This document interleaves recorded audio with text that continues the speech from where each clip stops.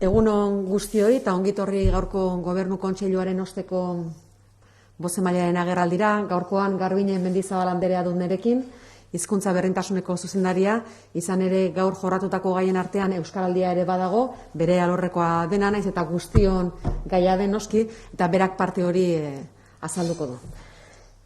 Hoi bezala, Gobernu Kontseiluan hartutako erabakien berri eman aurretik, COVID-19 ondorioz hildakoen senitartekoei gure dolumina adierazi, gertutasuna eta gure maitasuna noski Gipuzkoako Foru Aldundiaren izenean. Eta nola ez, COVID-19 ondorioz gaixo daudenak edo bestelako kolpea jasan dutenak ekonomikoa, afektiboa denetarik dagolako, hoiei ere gure gertutasuna adierazi nahi diegu nola ez. Eta ikusita zein egoeratan gauden eta zenolako larritasuna bizi dugun, osasun ikuspegitik, ekonomia ikuspegitik ere, herritarrei eskatzen diegu, Gipuzkoarrei eskatzen diegu, arduraz jokatzeko eta neurri horiek betetzeko. Gutako bakoitzaren esku baitago guztion etorkizuna. Eta beraz, ahalegin horri eutsi egin behar diogu, etorkizun oparoa izan dezagun. Sektore kaltetu asko dago, gogorra izaten ari da egoera hau, eta dakizuen bezala, 3 aldundiak elkarlanean daude, COVID-19 kolpatu gintuenetik, egoera honi erantzun bateratu bat emateko, modu koordinatuan lanean ari gara 3 aldundiak, eta lantalde bat osatu zen aurreko lehenengo olatuan, lantalde horrek lanean jarraitzen du, eta momentu honetan ere buru belarri lanean ari da, sektore kolpatuak asko dialako eta guztiei gure laguntza eskaintzeko. Lankideratzarako gure borondate osoa adierazten dugu beraz, eta guk aurreko olatuan baliabideak martxan jarritu genituen bezala, eta ogasun ikuspegitik ere hor hainbat neurri hartu genuen, egoera honi aurre egiteko, eta beharra zutenei laguntzeko, ala nola hartu genituen erabaki fiskalak, alde batetik malgutasuna eskaintzeko norbanakoi eta enpresei, eta baita likidezia eukitzeko, orduan bere alakoan behar zutelako, orain ere lantalde horrek lanean jarraitzen du, eta erantzun bateratu bat emango dugu egoera honen aurrean, beharrean dauden sektore kaltetu guztiei. 4 gai beraz gaurkoan jorratu ditugunak Gobernu Kontseiluan, lehenengoa Euskaraldiarekin lotuta dago, bigarrena adopzioen inguruko diru laguntzak, teknikoak, 3. udalei zuzendutako foru dekretu araua, eta 4. hoi bezala gizarte politikako partea. Eta lehenengo puntua aurkezteko beraz, gurekin dugu Mendizabal Anderea, nahi duzunean, Garbine zurea daitza. Eskerrik asko Eider. Egunon eta eskerrik asko zuire, tortzagatik. 10 egun gehatzen dira dakizuen bezala Euskaraldiaren 2. edizioari hasiera emateko. Azaroaren 20tik, abenduaren 4 izango da aurtengoan. Eta egoera zaila bizi dugunez, Eiderrek aipatu duen bezala, aurtengoa diferentea izango da. Baina hala ere, herritar, elkarte eta enpresa ugarik eman dute izena Euskaraldi honetan parte hartzeko. Ariketa sozial handi honetan parte hartzeko. Ohitura aldaketak, hizkuntza ohitura aldatzeko. Dakizuen moduan, aurtengo berezitasuna ariguneak izango dira. Ariguneak dira lantokian euskeraz eroso eta sano aritzeko espazioak. Eta modu adostuan, borondatezkoan. Lan eremuan eta harreman sozioekonomikoetan ere hizkuntza ohiturei buruzko gogoeta egin eta horiek aldatzeko ariketa interesgarria izango da ariguneak. Foru Aldundiak ere 2. Euskaraldiari begira ariguneak dinamizatzen jarri du lehentasuna. Otsailean diputatu nagusiak Gobernu Kontseiluan gainerako departamentuei eskatu bezala, hilabete batzu hauetan, otsailetik gaur arte, ibili gara departamentuz departamentu harremanak sendotzen, bilerak egiten eta antolakuntza dinamizatzen. Eta gure ustez pozteko datuak lortu ditugu. Izan ere, emaitza esanguratsua dela esango genduke. Gipuzkoako Foru Aldundian 180 arigune sortu dira eta langileen aldetik 1140 langilek parte hartuko dute, modu voluntarioan. Hau da, Gipuzkoako Foru Aldundiko langileen 3 langiletik 2 parte hartuko du Euskaraldian. Eta horregatik eskerrak eman nahi genituzke langile hoie guztien borondate horri, izan ere beraiek gabe ezingo litzekeelako olako ariketa bat egin.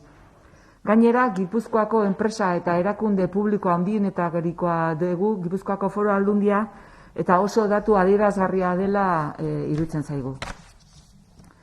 Arigunen lanketa bat eginda, bakoitzak bere helburuak ezarri ditu eta gainera web mintegiak egin ditugu. 3 web mintegi telematikoak, langile guzti horiek Euskaraldiaren dinamikan izan zitzaketen galderak edo zalantzak argitzeko. 3 mintegi egin dira, Kike Amunarrizaren eskutik, eta oso jendetsuak gainera. Badakizue, Gipuzkoako Foru Aldundiaren langileen euskaren ezagutza maila oso altua dela.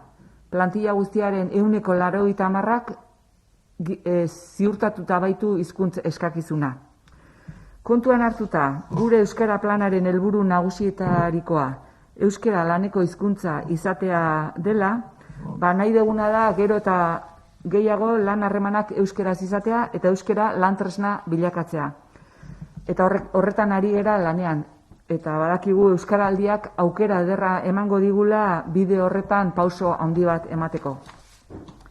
Amaitzeko, izena eman ez duten langile horiei, badakite bakoitzak, departamentuetako bakoitzak esteka bat daukela izen emateko, eta herritarrak eta gipuzkoarrak bereziki nahi ditugu animatu, belarri prest edo aho bizi izatera, eta aurtengo Euskaraldian parte hartzera.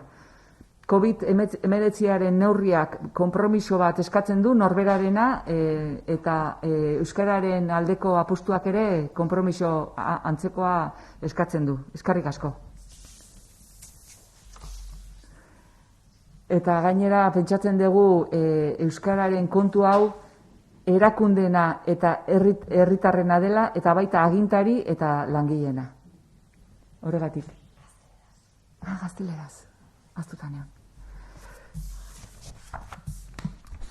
En la segunda edición del Euskaraldia, aunque el clima que vivimos es pues de todos conocido, muy difícil, hay mucha participación por parte de ciudadanos, de sociedades y de empresas. El Arigune es el nuevo factor que ha traído este Euskaraldia. Es un espacio donde se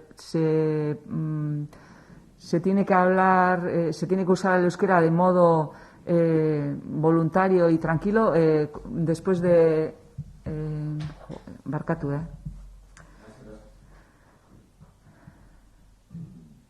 El Arigune es un espacio donde se habla, un espacio que requiere una cierta comodidad por parte de las personas que trabajan en dicho espacio y de un modo se negocia voluntariamente crear ese Arigune.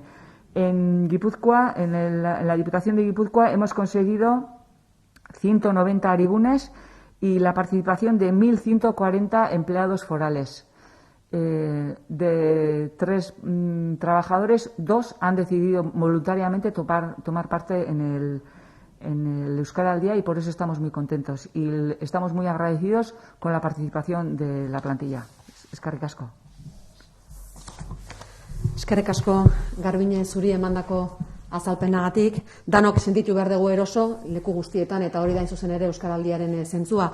Eta nik aipatutakoaren ildotik, Garbine, esango nuke, langile guztiei eskerrak ematen dizkiegula beraien implikazioagatik, izan ere, Garbine berak aipatzen zuen bezala, gutako bakoitzaren konpromisoa ezinbestekoa da, Euskaraldia ondo funtzionatzeko, egoki funtzionatzeko, eta etorkizunean ere euskararen erabilera gehiago zabaltzeko, eta horretarako gutako bakoitzaren konpromisoa ezinbestekoa da. Herritarena eta baita erakundeena ere. Horixe beraz, gaurko Gobernu Kontseiluan landu dugun lehenengo puntua, Garbinek azaldu den bezala, baina beste 3 puntu ere jorratu ditugu, bigarrenak zerikusia du adopzioekin, izan ere kontratazio espediente bat onartu dugu gaurkoa, 483.000 eurokoa, adopzioaren sustapen eta babes teknikoaren laguntza zerbitzua emateko. Orain arte egiten genuena zen, lehenengo adopzioaren aurretik formakuntza eskaintzen zitzaien adopzioa egin nahi zuten familiei, egokitasun proba ere egiten zitzaien guztiei, eta behin adopzioa ematen zenean eta bizikidetza hasten zenean akonpainamendu bat egiten zen, baina orain gauza berritzaile bat sustatu dugu, alegia akonpainamendu hori bizikidetza hasten denetik urrengo urte guztiek bitartean hori jarraipen hori sendoagoa izango da. Sendotu egin dugu beraz 3. atal hau.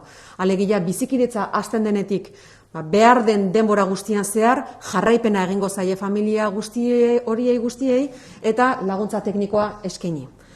Hori da, programa honek daukan nobedade nagusia, beharrezkoa zelako ikusi dugu ere bilakaera aldatzen jundela, alegia gaur egungo egoera desberdina dela oso orain dela urte batzuekin alderatuz, eta hor gabezi bat ikusten genuen, eta hori sendotu egin dugu kontratu honetan. Alegia, bizikidetza hasten denetik aurrera jarraipena egingo da familia guztietan. Eta noski jarraipenaz gain aholkularitza eta laguntza.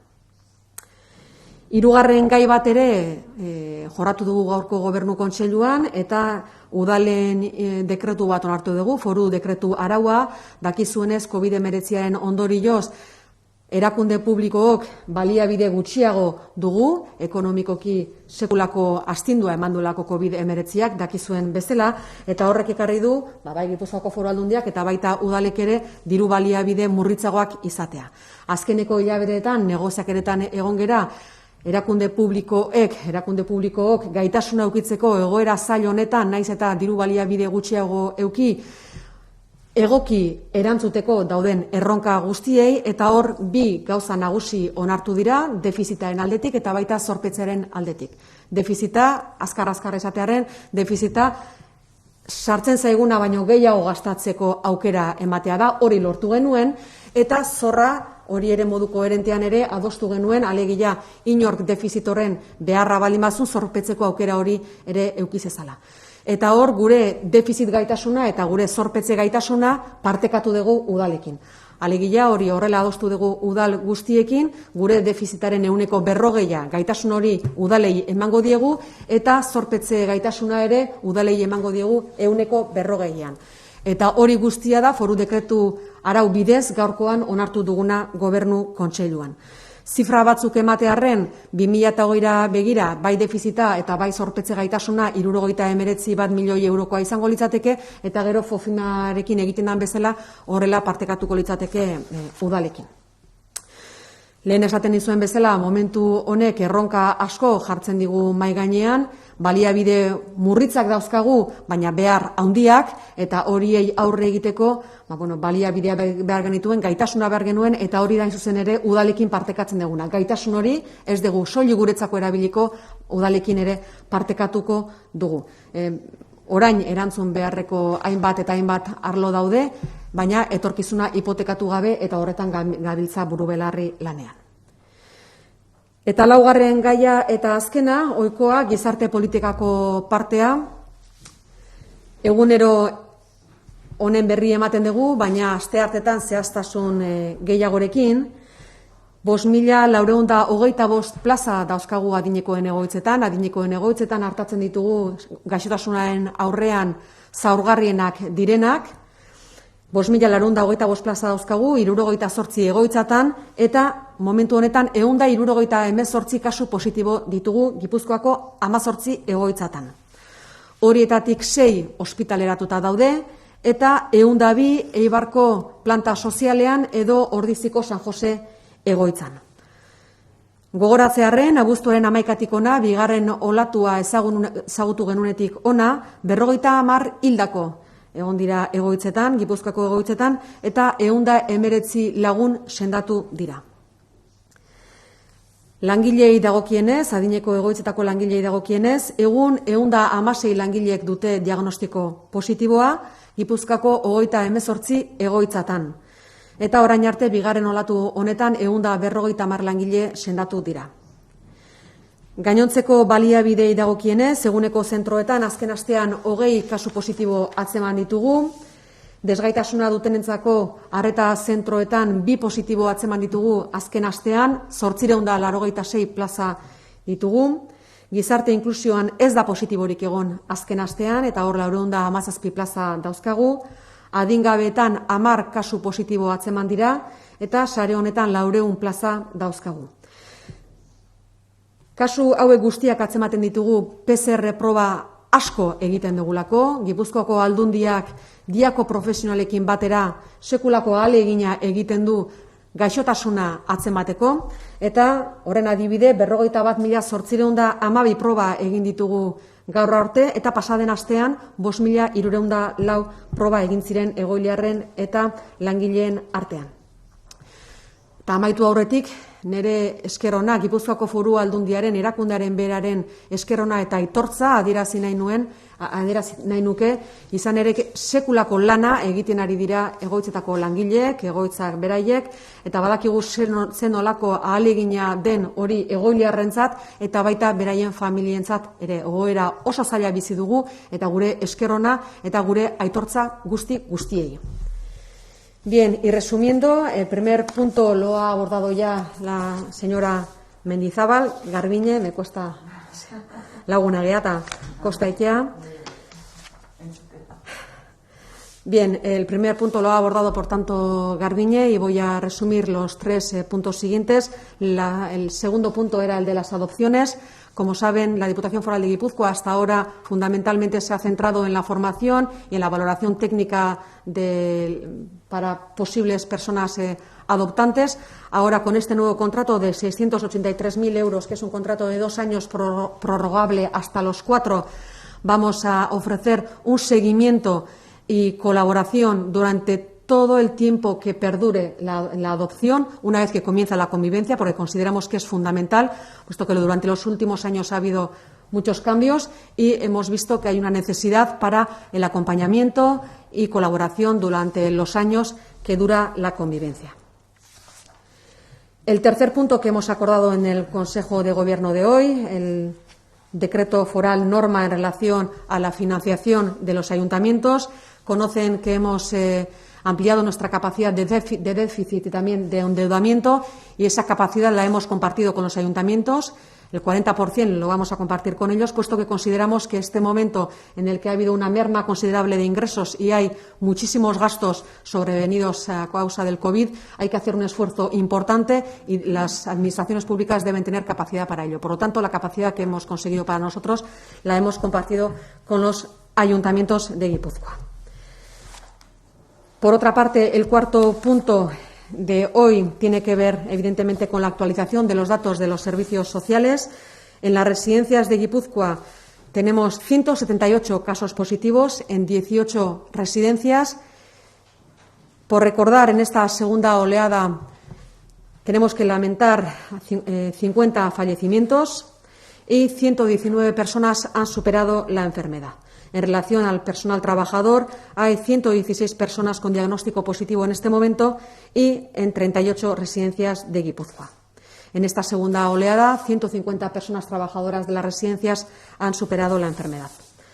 Tenemos 20 casos positivos en los centros de día esta última semana, 2 en los centros de discapacidad, ningún caso positivo en los centros de inclusión, 10 casos positivos en los centros de acogida a menores. Y aquí señalar, como solemos hacer siempre, el enorme esfuerzo que se está haciendo por parte de la Diputación Foral de Guipúzcoa y de profesionales de la DIA para la detección precoz de la enfermedad, con 41.812 pruebas de PCR que se han realizado y esta última semana 5.304 pruebas. Evidentemente, agradecimiento y reconocimiento a todas las personas que trabajan en las residencias. Sabemos que son momentos muy difíciles, que están viviendo con mucha dificultad tanto las personas residentes como sus familias y también el personal trabajador, y nuestro reconocimiento y agradecimiento a todas ellas.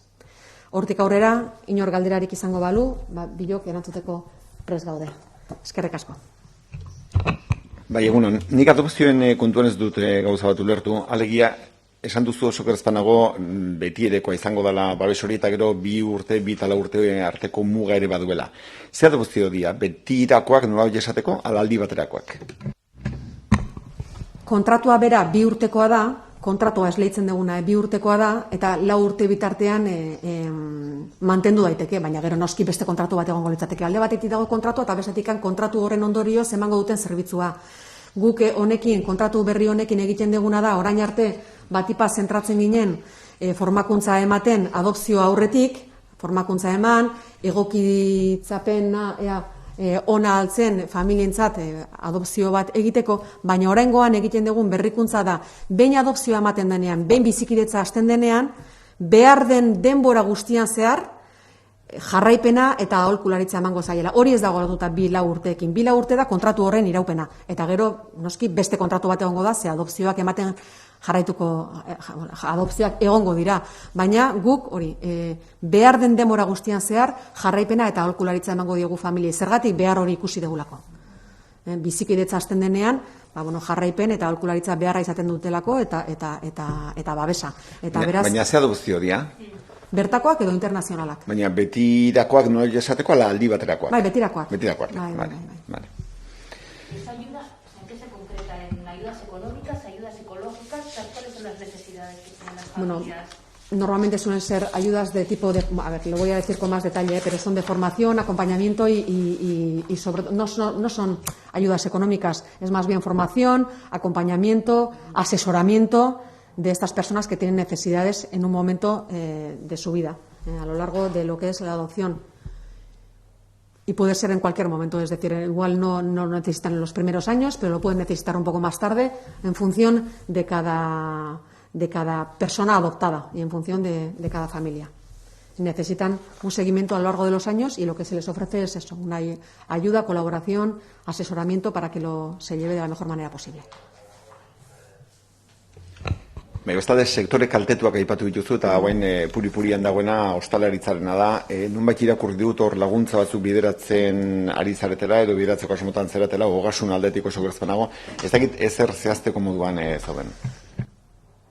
Eusko Jaurlaritzak diru laguntzak onartu ditu, onartzekoa da, gu gure eskumenen baitan, batipat ogasuna dugu tresna ezinbestekoa, zentzu horretan aurreko lehenengo olatuan lantalde bat abian jarri genuen, lantalde horrek bere fruituak eman zituen eta onartu genuen hainbat eta hainbat neurri likidezia eta malgutasuna eskaintzen ziela sektore afektatuei edo eragina jasan zutenei, baita norbanakoei ere, eta orain bigarren olatu horri begira lantaldeak lanean jarraitu du denbora guzti honetan eta orain bereziki, badakigulako neurri hauek gogorra diala eta hainbat sektori eragiten dietela. Orduan, datozen egunetan erantzun bat emateko moduan gaude. Ez gaur, baina noski foru aldundiek beren eskumenen barruan badute nahiko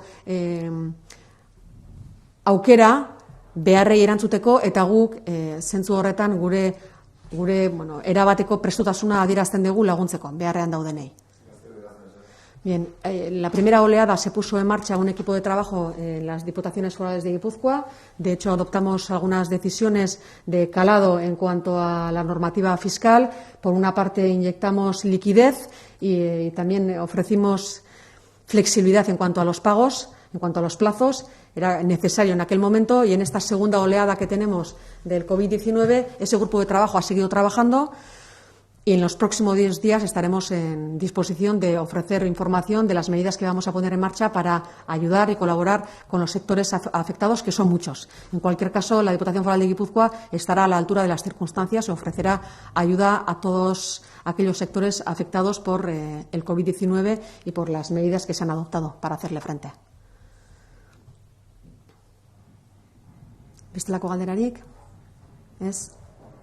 Internet, WhatsApp bidez ere ez da galderari sartu, beraz honekin bukatuko genuke gaurko. Eskerrik asko guztioi eta egun ona izan dezazuela.